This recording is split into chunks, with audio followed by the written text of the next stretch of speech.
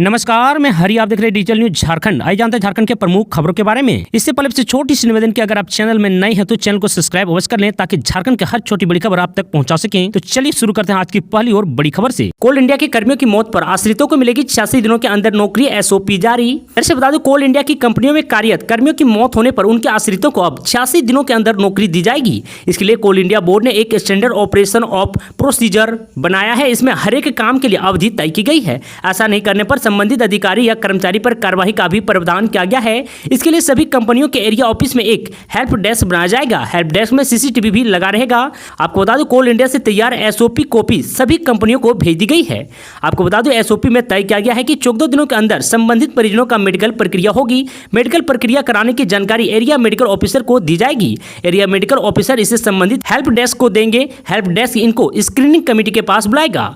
आपको बता दूं, स्क्रीनिंग कमेटी 2 दिनों के अंदर रिपोर्ट कर्मियों के अधिकारी को देगी। वहां से रिपोर्ट कंपनी मुख्यालय की स्थापना शाखा को दी जाएगी। आपको बता दो, स्थापना शाखा 4 दिनों के अंदर संबंधित अथॉरिटी के पास जमा करा देगी। वहां से 20 दिनों के अंदर सूची तैयार कर वापस संबंधित एरिया के हेल्प डेस्क को भेज दी जाएगी। कुल 86 दिनों में प्रक्रिया पूरी कर आश्रितों को नौकरी देने का प्रयास किया जाएगा।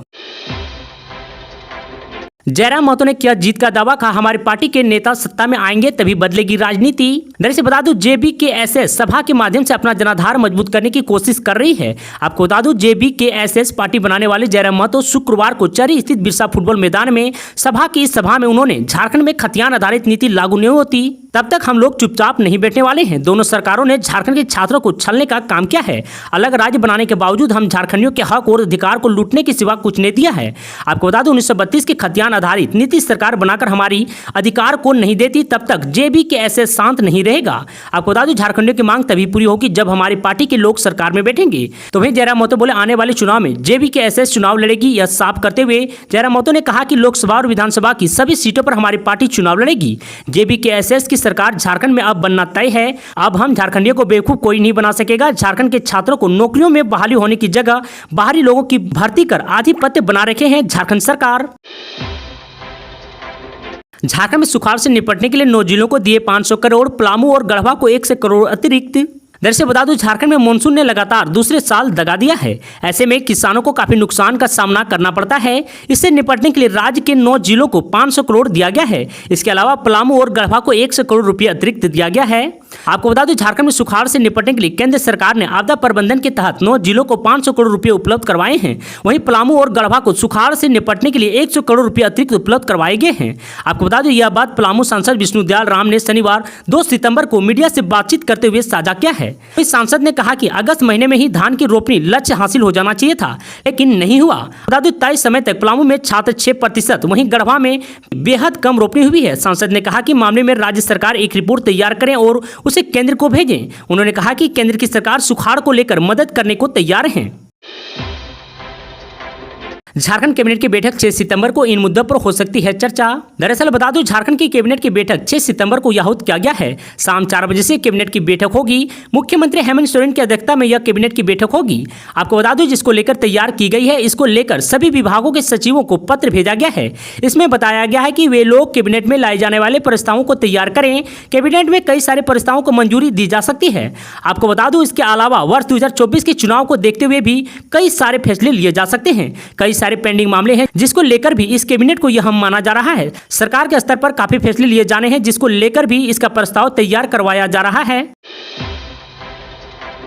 डुमरी उपचुनाव में झामुमो का चैप्टर क्लोज, चुनाव में हार के लिए तैयार रहे सुदेश महतो। जैसे बता दो, आजसू पार्टी के केंद्र अध्यक्ष और राज्य के पूर्व उप मुख्यमंत्री सुदेश कुमार महतो ने कहा है कि NDA उम्मीदवार यशोदा देवी के समर्थन में अपार जन समर्थन ने झामुमो की हार सुनिश्चित कर दिया है। आगे 2024 में चुनाव में हार के लिए झामुमो और उसकी सरकार तैयार रहे। सुदेश कुमार महतो की अगुवाई में आज निकाली गई पदयात्रा में कार्यकर्ताओं और समर्थकों की भीड़ उमड़ी। आपको बता दूं, सिमराडी मोड़ से शुरू हुई यह पदयात्रा डुमरी जामतरा होते हुए स्त्री बाजार रेलवे गेट पर संपन्न हुई। आपको बता दो, 5 किलोमीटर की पदयात्रा में इसमें बड़ी तादाद में महिलाएं भी शामिल हुई। यहां तक कि बारिश भी हुई और उन्हें डिगा नहीं सकी। इस दौरान सुदेश महतो ने उत्साह से लबरेज कार्यकर्ताओं और समर्थकों से कहा कि यह अपार जनसंपर्क डुमरी में होने वाली परिवर्तन का परिचय है और डुमरी को विकास के पथ पर ले जाने के लिए यहां की जनता पदयात्रा में शामिल हुई है।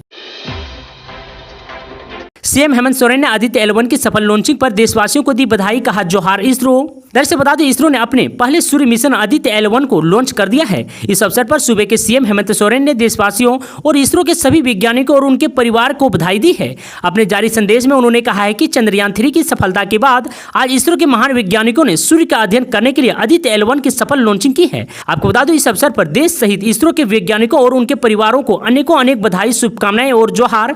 इस मिशन को 2 सितंबर आनी शनिवार दोपहर 11:50 पर श्रीहरिकोटा के सतीश धवन अंतरिक्ष केंद्र से लॉन्च किया गया है। भारत के इस पहले सौर मिशन से इसरो सूर्य का अध्ययन करेगा। झारखंड के पूर्व सीएम अर्जुन मुंडा ने हेमंत सरकार पर बोला हमला, कहा मौजूदा कार्यकाल में भ्रष्टाचार चरम पर हैं। दरअसल बता दूं, झारखंड के पूर्व मुख्यमंत्री सह केंद्रीय मंत्री अर्जुन मुंडा ने मौजूदा राज्य सरकार पर जमकर हमला बोला है। उन्होंने कहा कि हेमंत सरकार के कार्यकाल में भ्रष्टाचार चरम पर है, इससे राज्य की छवि खराब हुई है। भाजपा एक बार फिर से राज्य का नेतृत्व कर हालात सुधारेगी। ये बातें उन्होंने डुमरी उपचुनाव के प्रचार में जाने से पूर्व विधायक आवास में पत्रकारों से बातचीत करते हुए कही। आपको बता दूं, अर्जुन मुंडा ने कहा कि राज्य की दशा बेहद खराब हो गई है, जिससे बचाना जरूरी है। उन्होंने आगे कहा कि राज्य में सामाजिक सौंदर्य को बिगाड़ने का काम किया जा रहा है। इसके अलावा केंद्रीय जनजातीय मंत्री ने राज्य में सुखाड़ की स्थिति पर चिंता जाहिर की है। उन्होंने कहा कि सरकार को सुखाड़ की स्थिति को गंभीरता से लेने की जरूरत है और इस दिशा में वैकल्पिक व्यवस्था करनी चाहिए, क्योंकि राज्य के कई इलाकों में औसत से कम बारिश हुई है। झारखंड के हजारीबाग में बड़ा हादसा, टाटी झरिया में बस ने ट्रक को मारी टक्कर, दर्जन भर यात्री घायल। दरअसल बताओ, झारखंड के हजारीबाग में बड़ा हादसा हुआ है। दरअसल पैसेंजर लेकर जमुआ भरकट्टा से रांची जा रही विजय बस JH02AJ1638 ने एक ट्रक को पीछे से टक्कर मार दी, जिसमें दर्जन भर यात्री घायल हो गए हैं। घटना शनिवार सुबह टाटी झरिया थाना क्षेत्र के बने मोड़ के समीप की है। सूचना मिलने के बाद पुलिस भी घटनास्थल पर पहुंच गई और ग्रामीणों के साथ मिलकर राहत कार्य में जुट गई। जानकारी के मुताबिक विजय बस यात्री लेकर जमुआ भरकट्टा से रांची जा रही थी। इस दौरान जैसे ही बस टाटी झरिया थाना क्षेत्र के बन्हे मोड़ के पास पहुंची, आगे चल रही ट्रक CG15DY8111 को टक्कर मार दी, जिससे बस अनियंत्रित हो गई और यात्री अपने सीट से आगे की ओर जा गिरे। इस हादसे में बगोदर के बेको निवासी कुंती देवी पति महेश पंडित को गंभीर चोट लगी है। बताया जा रहा है कि बस का शीशा टूटकर सीधे उसके गले में जा लगा, जिससे वह बुरी तरह से जख्मी हो गई है।